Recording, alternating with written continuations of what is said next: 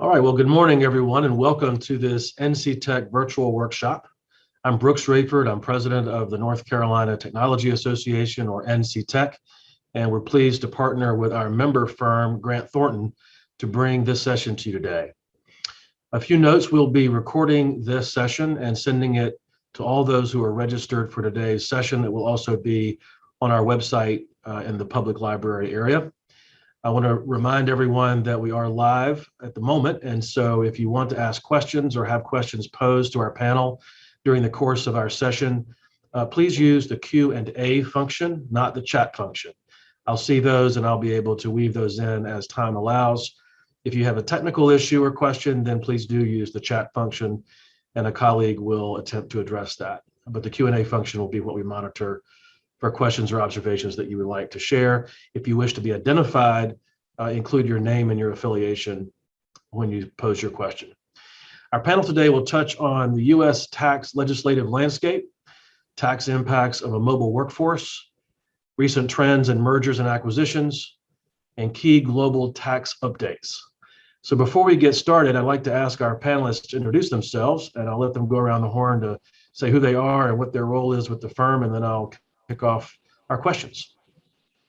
Thanks, Brooks. Good morning, everyone. I'm Tim Gallagher. I'm a partner in our tax reporting and advisory practice, helping my clients with federal tax issues as well as the reporting of the income tax items in the financial statements that everyone produces. Morning, my name is Chris Summer. I'm a managing director in the International Tax Group in Grant Thornton. I serve as the regional leader here for the Carolinas practice. Been with the firm for about 16 years, helping clients, whether it's inbound investment into the U.S. or outbound investment of U.S.-based multinationals. Happy to be here. Thank you, guys. Howdy, my name is Dustin. I am a managing director in our Washington National Tax Office, and my primary role with the firm is following tax legislative and regulatory developments. So it's been a busy couple years, and I'm excited to talk to everyone today about kind of what we might get in the next couple months, whether we're due for some major tax legislative changes once again. Good morning, Brooks. Tom Coley. I'm a partner and lead our state and local tax efforts here in the Carolinas. Great. Well, welcome to you all, and thank you for making the time to share with our members today. Tom, we'll kick off with you. What changes have you seen in how businesses have handled employee hiring and where employees are allowed to work and the implications of that?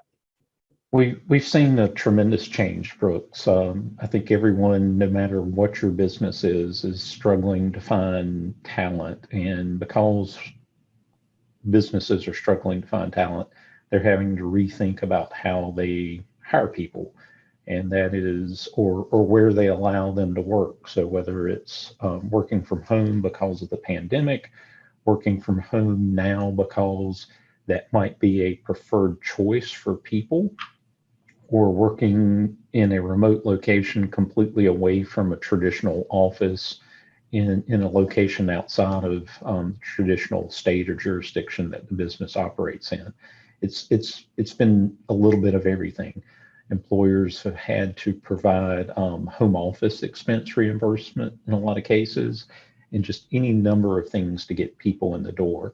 I think the pandemic has also created probably just some fatigue of being at computers the entire time for a lot of remote employees, and that's contributing to just turnover because people get tired and burn out and think that the next thing down the street is going to be a little bit better. Well, kind of a related question, and to expand on that a little bit, you just touched on COVID leading to an increase in a mobile workforce.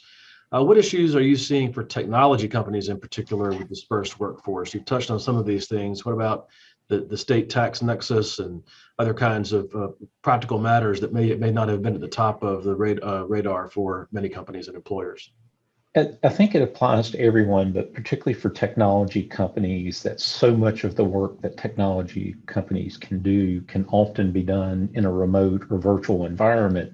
It's created a myriad of issues. And we'll start maybe with kind of what the traditional state framework is of where your employees work. So if we think about employee withholding for their state personal income tax. Traditionally, someone was going to the office, everybody reported their time to all the locations that the offices were, and now they're potentially faced with reporting employee withholding someplace else. And additionally, where your employees work often can influence nexus for a business, where you need to file business income taxes, sales taxes, gross receipts taxes, all of those kind of components. So what's happened and what are the states doing? So first, the states have responded in a number of ways. Some of the states have kind of said they're going to follow a status quo rule, meaning the employee continues to stay where they were pre-pandemic, regardless of where the employee moves. And examples of some of those states are New Jersey, Maine, South Carolina, that have given some guidance there. The other couple big regimes are convenience of the employer states.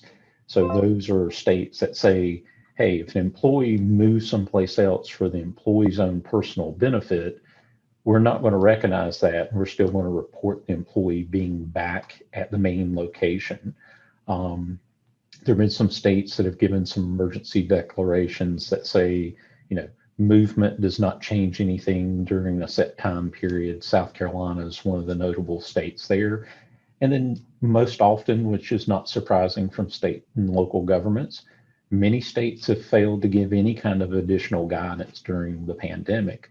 North Carolina being one of those. So presumably the laws and rules that were in place of someone is in our state, that potentially creates nexus, or if someone moves out, they should report their payroll elsewhere. What does it mean for nexus? Well, same kind of thing. If the states have issued rules for employee withholding, generally they're following similar kind of rules for state nexus. South Carolina, for instance, says temporary employee who's living in South Carolina does not create state nexus for various tax purposes.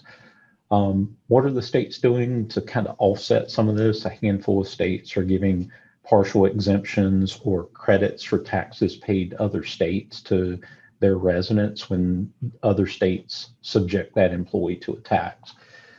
What else has happened? Some of the states are getting litigious over this, and that residents of certain states are being impacted and the states think that they're being harmed. So there's been a handful of cases. Massachusetts is getting sued. U.S. Supreme Court actually decided not to hear the Massachusetts case because Massachusetts wanted employees to revert back to their primary location immediately prior to the pandemic. And it's not that the U.S. Supreme Court might not be interested in hearing this. They denied to hear the case because they felt like it needed to go through the lower court system earlier. A couple others, New York has got a case coming down that'll be pretty interesting. Ohio cities have a similar thing to where they're trying to assert that the person should still be reporting tax to the city they were in pre-pandemic. So what does all this mean, and what does it mean to our tech businesses? A lot of things to watch for. One, there's some federal legislation out there that some elements of it have been there for years, but have just never gotten through Congress. The mobile workforce bill, which would require an employee to be in a state more than 30 days before they would be subject to withholding, or that could create potential nexus for the employer. There's an additional bill that for 2021, in addition to the 30-day rule, would expand that to 90 days. And then finally, there's a new bill that's been introduced called the Multi-State Workforce Fairness Act that would require physical presence. So some of these rules, the convenience of the employer, and any of the other rules that states have said, no, it doesn't matter where you are, we're going to revert back to a primary location, either state or the primary location of the employer. It would truly put physical presence in for where you source payroll for employees. So what does this mean for all of our tech businesses? One, you got to look to see if you actually have the ability to track your employees. In some cases, you might not even know where they are. Some people are using time reporting systems. Some people are using IP address to understand where their employees are. if you're a big company and you're filing almost everywhere, it doesn't impact you from a nexus standpoint quite so much, but it just wiggles the numbers. But if you're only in 2 or 3 states and suddenly you've got employees going here, there, and everywhere, it could cause you to file a tremendous number of places. And particularly if you're a flow-through entity, a partnership, or an S corp, not only does the business file, but maybe now you've subjected your owners to filing in those jurisdictions. And then the last thing I'll kind of think about in that space is 2020. I think the financial statement auditors were, kind of rocked back on their heels by COVID. Well, as we roll into 2020 financial statements and 2021 financial statements, auditors are much more aware of this financial statement impact of mobile employees. So be aware of that. And this is all just domestically. I think if we think about this in a broader context, tech businesses have the risk of employees potentially moving outside the country. So Chris, maybe why don't you jump in and talk about implications of what a mobile employee outside the US potentially means for a business? Yeah, thanks, Tom. So there was actually a really interesting article last week in the Wall Street Journal that followed several folks who had kind of packed their bags and went to various islands when COVID hit. Since the island nations had been hit hard by the lack of tourism, there was incentives to travel to places to work remotely and live. So individuals packed up and left for several months to a couple of years. And yeah, I could only, as I was reading the article with my tax hat on, I could only imagine the nightmare that the HR departments and tax teams had trying to figure out where their folks were and where they were going to have to start filing. So, as Tom said, the workforce has clearly become more mobile. In the past, we've seen companies really looking to develop centers. They were going to put a bunch of folks in a data center or customer support center or development center somewhere. And really today, it's really become a lot more decentralized. We routinely hear from companies who are looking to, call and say, I've got a person in country X. And when you hear this, your thoughts turn to both the company and what does that do to their tax footprint, as well as the individual. So on both sides, you may have tax treaties negotiated. If you've got a person that you're going to employ or pay in a jurisdiction different from the paying jurisdiction, you may have a treaty that could help mitigate some of your double taxation in that case.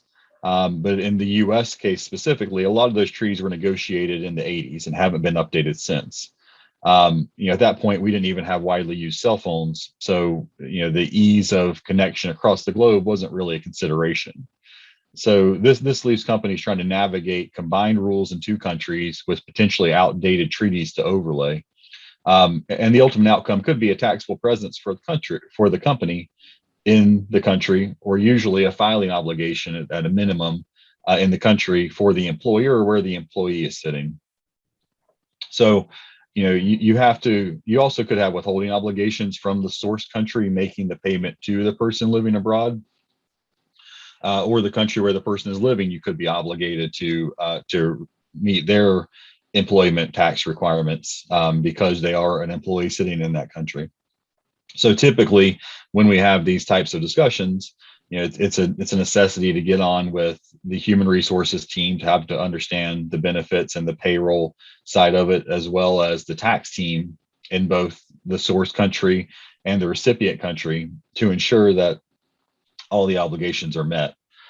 Another area we're seeing a lot of questions is how to characterize a worker. So each region and industry seems to have a different workforce base that may want to be characterized as either an employee or a contractor, and this distinction can drastically change the tax outcome.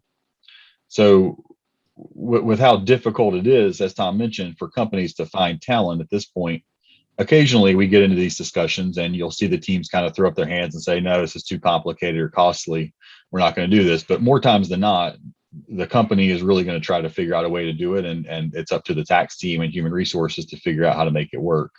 And there could be a number of taxes that are required to be collected, remitted, and reported.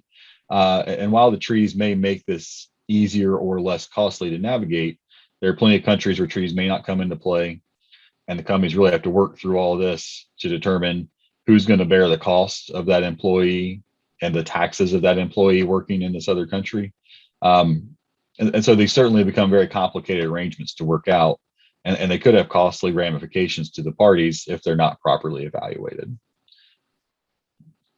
Good, thank you. Well, speaking of taxes, we'll sort of transition into that a bit at the national level.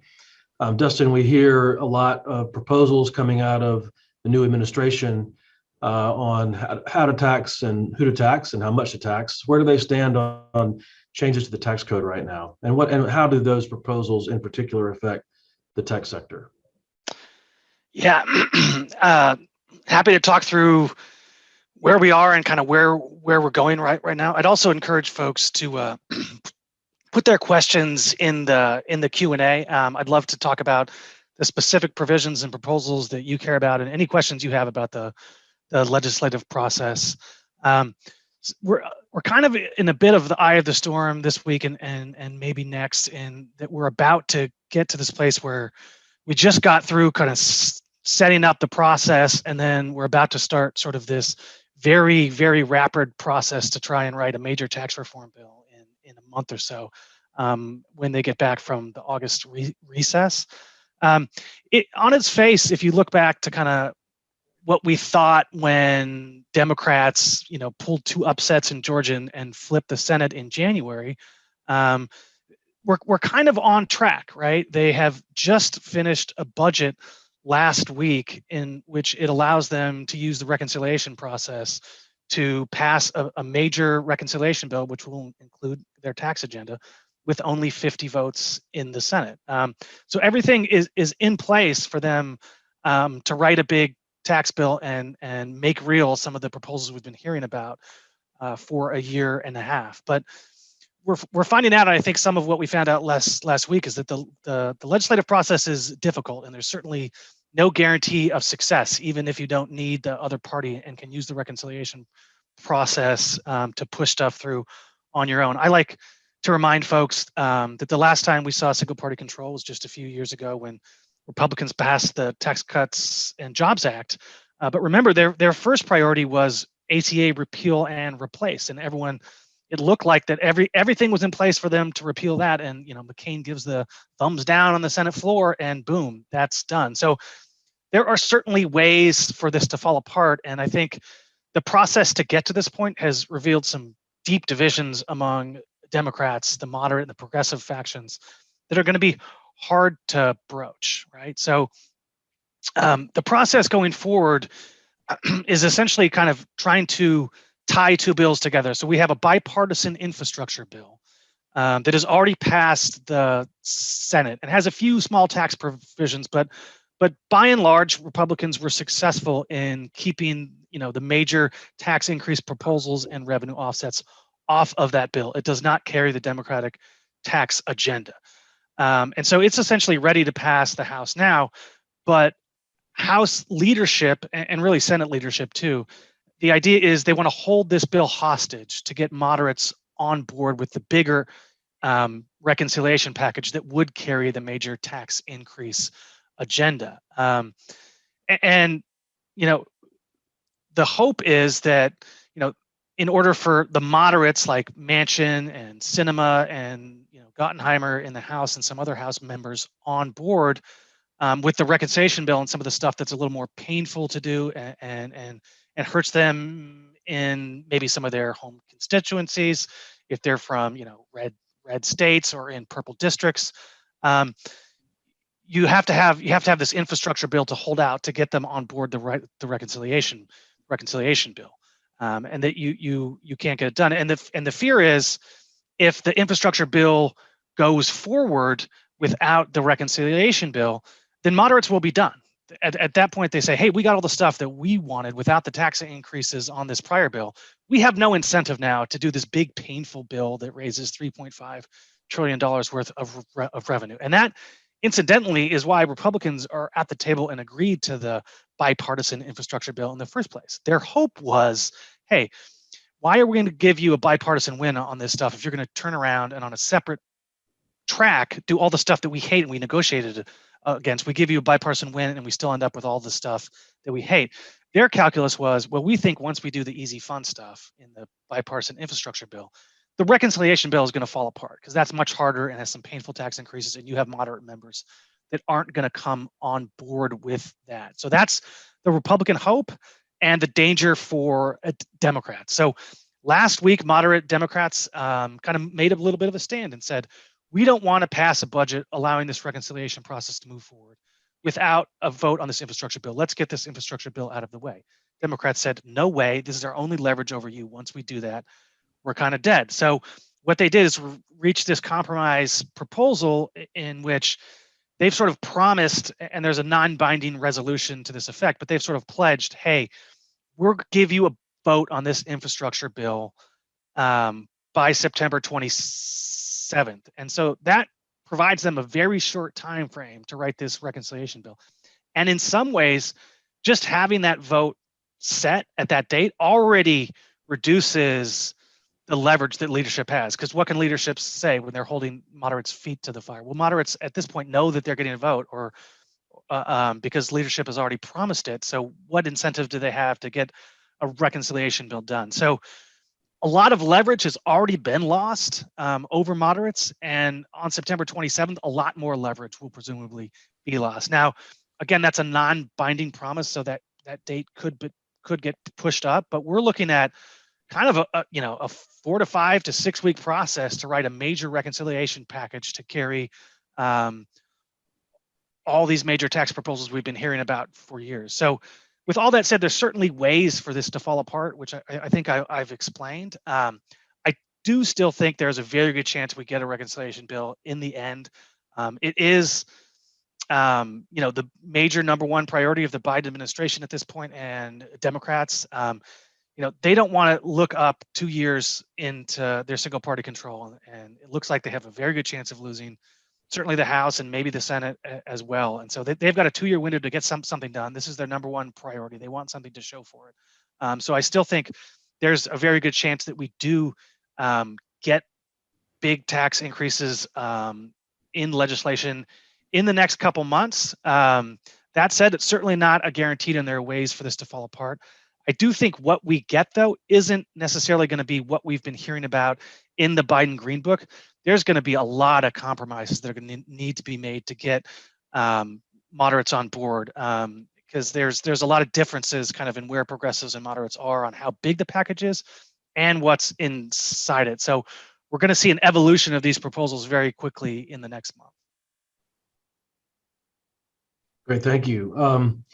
So I guess I would ask, we don't really know what will come through the process in terms of actual increases and on what, although there are a lot of proposals we could touch on. Maybe Tim, can you take the ball here and talk a bit about what companies are doing or can do to prepare for some of these eventualities, some of these changes that might be on the horizon? Sure, go ahead, Dustin. I think before we get into planning, maybe we should cover what a few of the proposals might look like. Sure. Sorry to step on you, Tim, but I think to understand the planning, you want to talk a little bit about what we may end up with and what are the proposals that will affect tech companies. As I said, we expect an evolution in kind of what we've seen laid out by Biden before it comes into effect. So there are a handful of major provisions that I would imagine will affect tech companies the most. The biggest one obviously is the rate changes. So tech companies organized as public companies or C corporations, the big thing here is the rate change. And while Biden's proposed a 28% rate increase, we would expect that to be unacceptable to moderates and for us to end up at a rate increase more along the lines of 25%. So that's what we're seeing most of certainly our clients model at when you're talking about tax planning going forward, and I think that's certainly the most prudent way to kind of think about that. The other things, at least on the public company and C corporation side, particularly is on the international side, and that's where we see a lot of these big changes happening, and where there's sort of some differences, there's some core agreements between some shared thoughts on where on direction between moderates and progressives and Congress and the White House. And that's number one, probably getting rid of FDII, which is the deduction you have for selling products or services offshore if you have your intangible assets here in the US. And Democrats just hate the way that calculation works and the fact that it encourages you to kind of have tangible assets abroad to sort of juice up your FDII deduction domestically. Now, they understand that that's going to be painful, so they've talked about having something to replace that with. They've talked about maybe having some various research incentive to take its place. A lot of speculation has been that, to take FDII's place, maybe we're going to get a repeal or a postponement of the 5-year amortization of research costs. This may be a big item for a lot of companies. It's scheduled to kick in 2022. This is a remnant and a pay for from our last tax reform bill, the Tax Cuts and Jobs Act. Currently, you generally can expense research costs. Under that bill, as a sunrise tax increase provision starting next year, you have to amortize those over 5 years. Generally, not only is that a worse answer, but it's sort of a pain from a compliance point of view, in that even determining what goes in that bucket of 5-year amortization can be a difficult compliance process. On the positive front, Democrats are very sympathetic to postponing or repealing that. They love incentives for research. They love the research credit. They love, being able to accelerate cost recover of research costs. But if that's all we get in replacement of FDII, it's a little bit of a disappointment. And we think maybe we can get that one for free at the end of the year in sort of a tax extender deal in which Republicans and Democrats both give up something in order to fix that.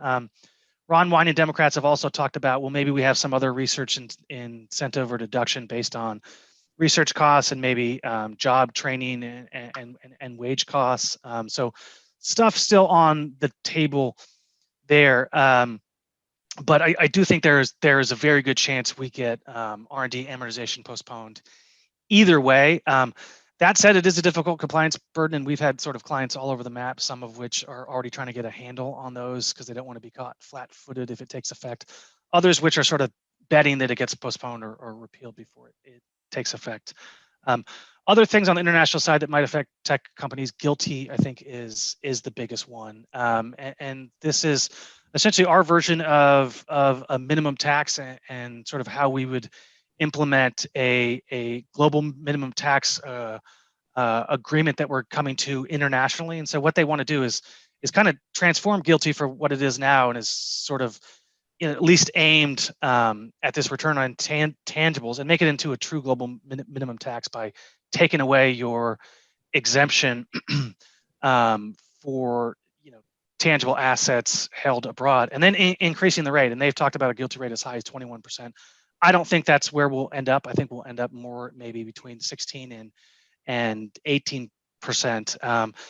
And the other big change there is to, instead of doing it on a sort of a net basis, they'd move sort of to a country by country approach. For those tech companies that are maybe organized as pass-throughs or private companies, certainly you're looking at being taxed on individual rates, or you might be worried about the capital gains rates. We also expect some increases there. The individual rate certainly is going to go from 37 to 39.6 if they get any legislation done. The fate of Section 199 Cap A, which is the deduction that can essentially get your pass-through rate down to about 30%, is very much up in the air.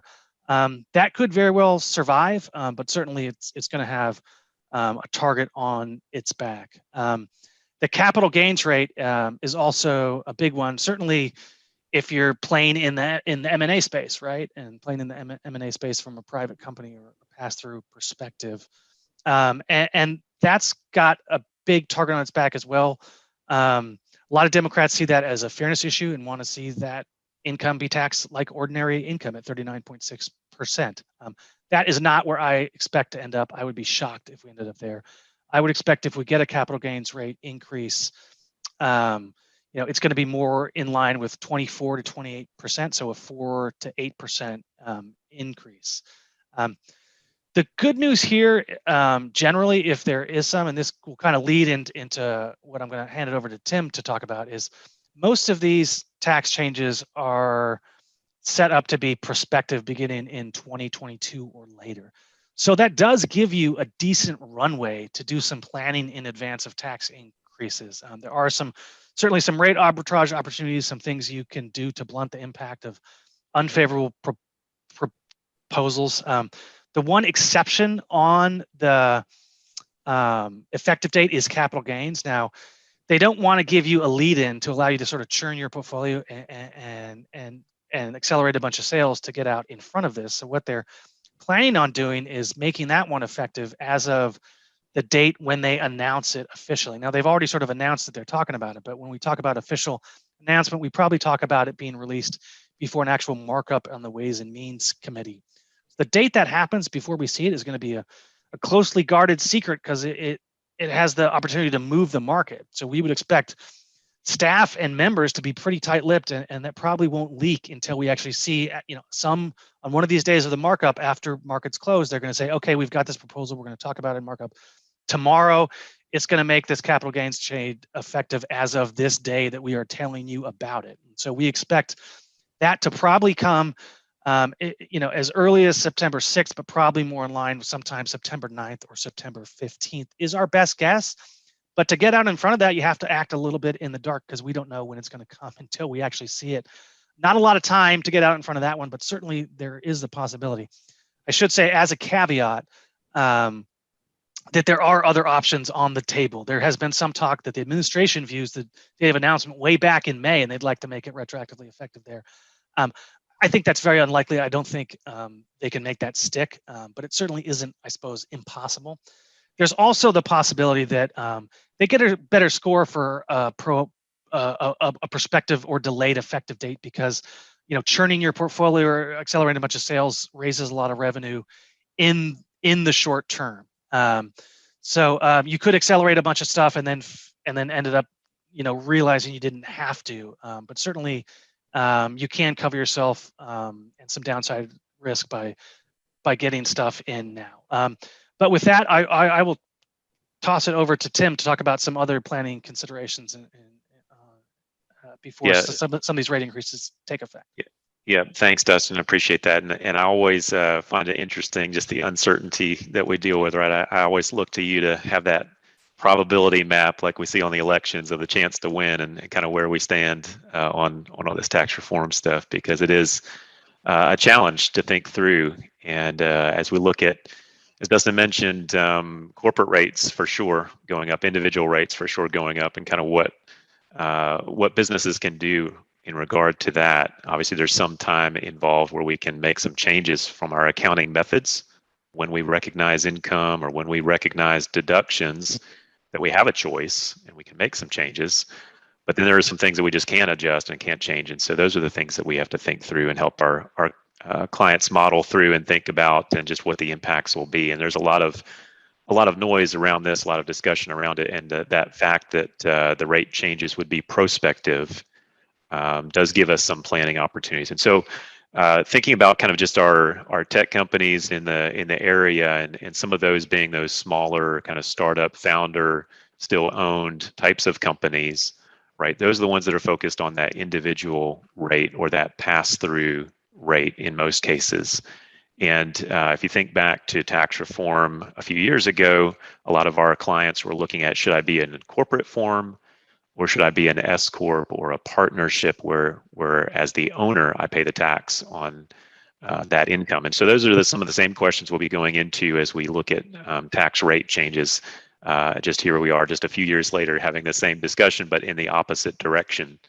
And I think on a number of these other items, and I won't go into a ton of detail here, but just for sake of time, but another number of these items, we take our kind of traditional tax planning approach and really turn it on its head, and talking about accelerating taxable income or deferring tax deductions.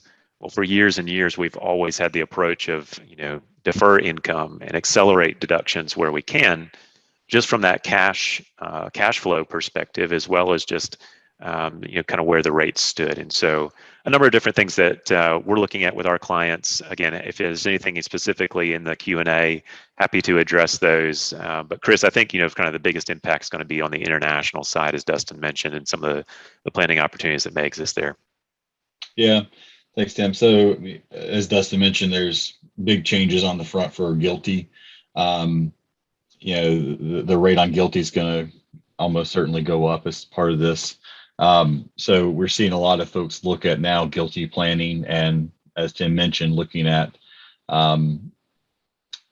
methods for calculating guilty and trying to look at accelerating those into this period when it's a lower rate, and B, when you've still got the ability to kind of cross to cross borders with those. One of the big changes to guilty that isn't going to get a lot of attention until you start running the calculations is moving to a country by country calculation for guilty, as opposed to kind of a big mixing bowl approach to guilty, which is what we have now. So if you're in a situation where you can accelerate some income, offset it with some losses somewhere else in your portfolio, but also possibly get a lower rate on that pickup, both those items would encourage you and incentivize you to accelerate that income into this tax year. So I think that's the big thing we're seeing clients look at. The other thing you hear a little bit about that I'm not sure is as big of an issue as Congress maybe makes it out to be is inversions. That there was a lot of talk about inversions, and in the Tax Cut Jobs Act of 2016, there was a big swing taken to make inversions a lot less appealing, and we've certainly seen a big downward trend in inversions. That some of the things they did were so broad that they really captured a lot of people inside some tax nets that really weren't intended to capture them. Foreign-based multinationals are caught up in some of the anti-inversion rules when they never inverted to begin with. So hopefully some of that gets resolved, but I also think that it may garner some attention. But we're with the globalization of the tax regimes across most of the developed world, you're seeing a lot less of a push for companies to invert. Great, Chris. We touched a minute ago several times, and you just did here on international tax initiatives, including the global minimum tax. If you have any last minute comments on that and impacts we should think about, touch on that. And then I have a question from the audience I'd like to toss your way. Yeah, so sure. Dustin did just briefly capture on the global minimum tax, which is set through the OECD, targeted to be a 15% global minimum rate. And they, as of the end of the summer, I think they've got about 130 countries signed on to be at that rate. Mm-hmm. So that's very similar to our guilty regime, and I would expect it to, as we adjust guilty, our guilty would comply with that what's called Pillar 2 of the OECD proposal. So I think that the U.S. will get there, and then to be determined whether the other countries get there. I think some of the more developed ones will. The other one that's a big thing you hear a lot of discussion on is Pillar 1, and Pillar 1 through the OECD is really designed to be an answer to countries imposing digital services taxes on companies on kind of a unilateral basis. France, for example, imposing a global services tax that really picks up US-based tech companies. So what Pillar 1 is trying to do is to standardize that approach, force countries to pull out their unilateral measures and really adopt this global measure. It's something that's got a high threshold. It's a 20 billion euros of revenue before you even get caught up into Pillar 1. And there's still a lot of hoops to jump through to get it enacted. Right, countries have to adopt it. It has to get pulled into legislation. Your old digital services tax, has to get pulled out if you're going to do that. So something to keep an eye on. It's going to affect tech companies mostly, as well as some banks. And over time, that threshold ratchets down from 20 billion in revenue to something that's going to capture more companies in its net. But that one's certainly a little farther out than the global minimum tax that's getting most of the attention right now.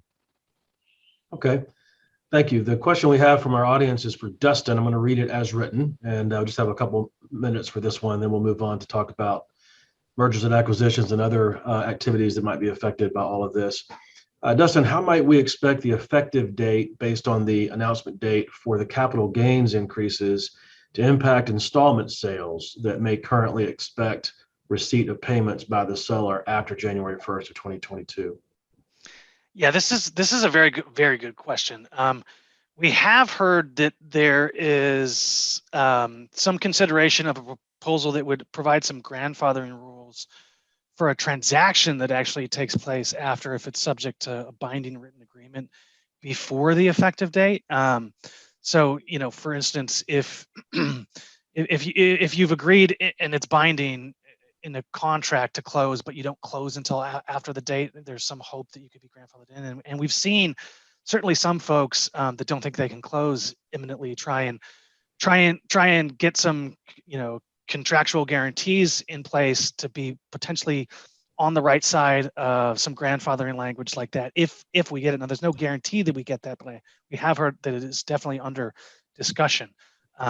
Unfortunately, I think an installment sale is probably another matter. I mean, granted, the transaction obviously took place that gave rise to the gain before the effective date. But you've sort of made a choice to recognize that gain in future years and are subject to the rules in place for that gain in future years. We saw a little bit of this play out with when the new net investment income tax took effect in 2013 from the 2010 ACA, when suddenly you had another 4% on gain from installment sales. So I think there's probably, I suppose it's not impossible for them to put in some grandfather rules for installment sale, but I think it's not particularly likely. And we've certainly seen in our client base people trying to reverse or back out of installment sale treatment by pledging the installment for a note or things like that.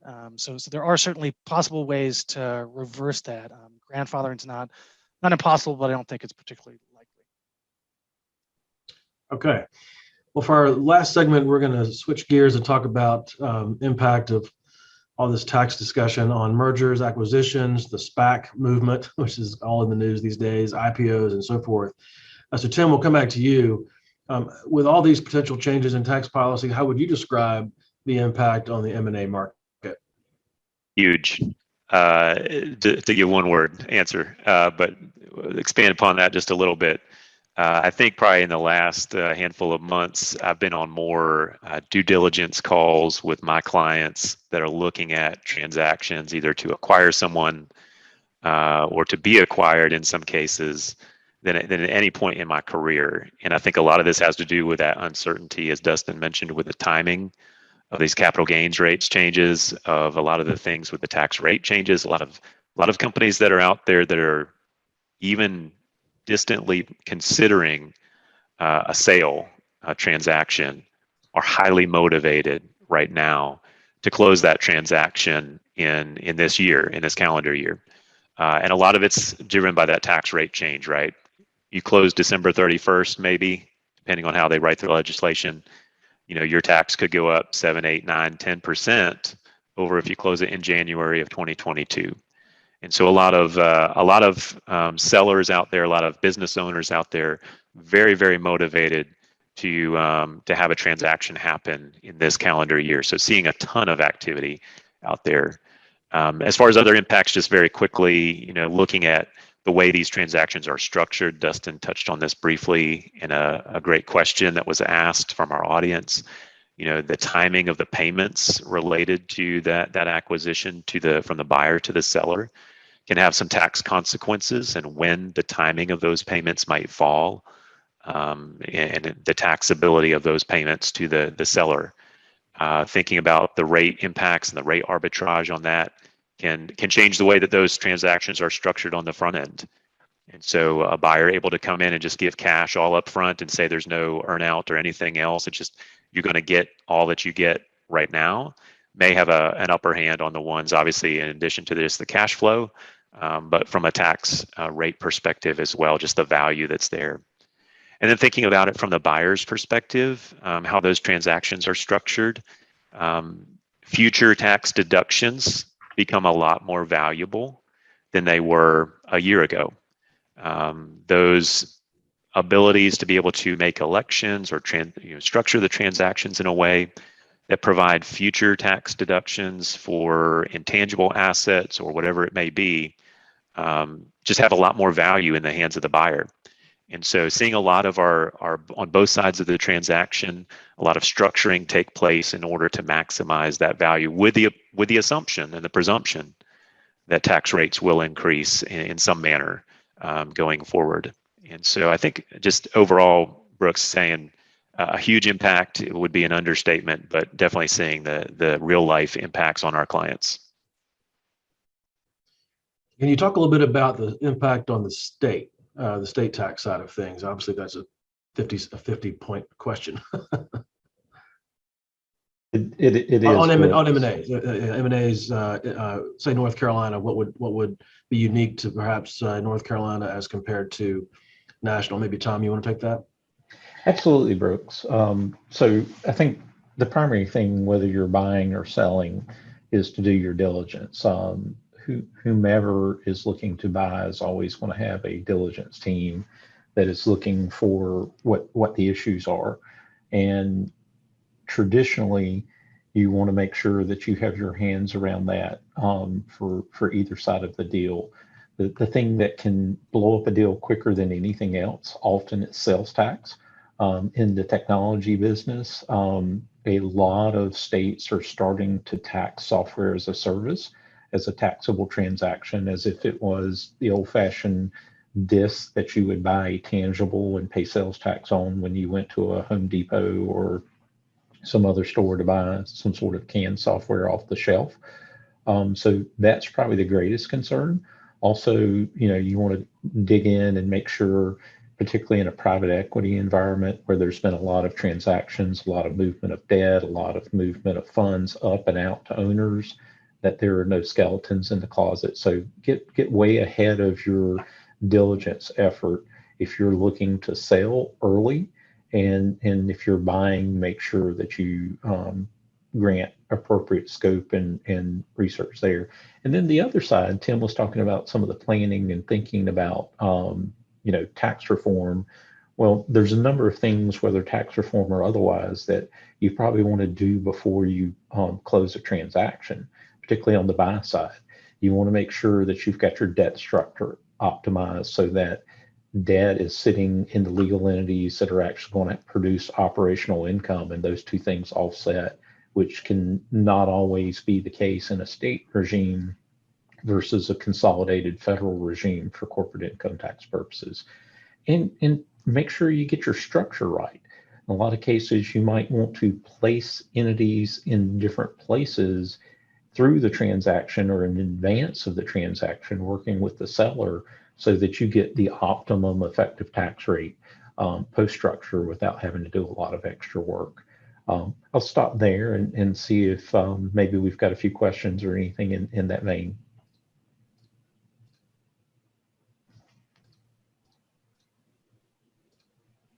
I don't think we have any submitted. Chris, maybe you can touch on the international component here, and I'll bring in any questions that come through.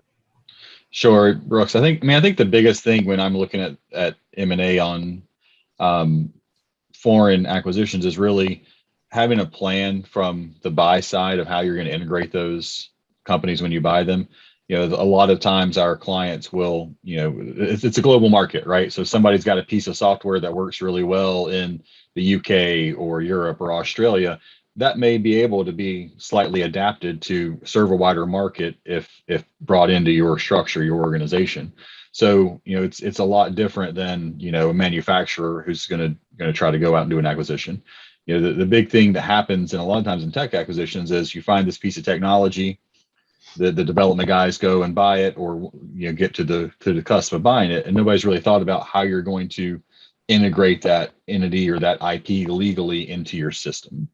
So, there's a lot that goes into even if it's just moving boxes around, how do you get the legal entities where you want them so that you don't end up in a harmful situation or a costly situation from a compliance standpoint with your organizational structure, but also, how are you going to integrate the IP? Who's going to be responsible for upkeep on the IP, and who's going to continue to develop the IP going forward? That's really where tax can have a role in driving a lot of value through the deal, is to say, okay, well, let's really look at where this IP sits. Let's figure out how we're going to get it out, and do we want to do something, working with the buyer to either do it ahead of the seller to either do it ahead of the transaction or as part of the transaction to get this IP where we want it, as opposed to incurring more costs down the road to get it where we want it. So it's really just, getting involved as early as we can on the tax side to try to look at, integration, and, whether we want to make a 338 election, putting debt in place in the right place, the ability to unwind some of these structures, to just think about some of these things on the front side. Great, thank you. Well, we don't have any more questions submitted through the audience portal, so I guess this is a good place to pause. In fact, interestingly, while I was sitting here, an email popped through from Grant Thornton about an upcoming session you're hosting for what growing tech companies can do with respect to tax strategy. So it sounds like you all are all over this topic. We appreciate that. I do want to thank our panel, great group, lots of insights and information. It's a lot to pack into a short time, I know. But thank you to Grant Thornton for partnering with NC Tech to offer this session today. I want to remind everyone that a recording of this session will be sent to all registrants as soon as we can get the video back, and we will get that out to you. It will also be posted on our website at nctech.org. You'll find it in the public library section there. Just this morning, we are going to be releasing, it has been released to the press, and we're going to be sending out to all of our members today the latest IT job trends report. We partner with a Gartner tool that allows us to report monthly the number of IT job openings in North Carolina and nationally and show trends in that regard. That is going out today. Some of you have seen it probably in the press already. The summer has seen a surge in IT job openings, both in North Carolina and nationally. And it's of note that in North Carolina, that surge is statewide. There is not one MSA that has not seen significant growth in job openings in tech. Along those lines, if your organization is hiring in need of tech talent, we have a number of resources in that regard. If you go to nctech.org/talent, among the things you'll see is an upcoming virtual tech job expo. Our members receive a special rate to participate in that. It's a great way to connect with a wide array of talented people who are looking for opportunities, and we encourage you to take a look at that. And lastly, we are continuing to have a lot of events despite this hybrid world we're in, and so in-person and virtual activities populate our calendar. nctech.org/events will get you to our always evolving calendar. We encourage you to take a look at that. So with that, thank you to everyone. Thank you for all of you for participating as listeners, and I hope you have a great rest of your week.